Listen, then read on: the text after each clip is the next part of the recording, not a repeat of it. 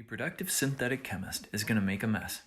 So, let's learn how to clean up those NMR tubes. Along with your pile of used NMR tubes, you'll need squirt bottles of acetone and water, as well as a filter flask fitted with a special septum that has a small tube threaded through it. Pretty soon, your NMR tubes are going to look nice and clean. With a moderate to light vacuum applied to your filter flask, place your NMR tube onto the small tube and drop it down onto the septum.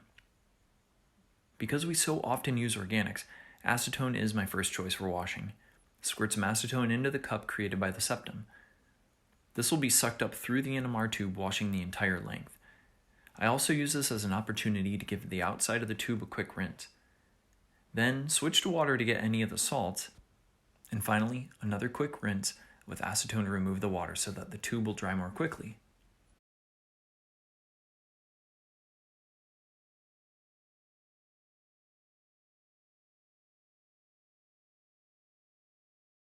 Remove the tube slowly to allow the vacuum to dry the full length of the tube. Hooray! Nice job, Alexa!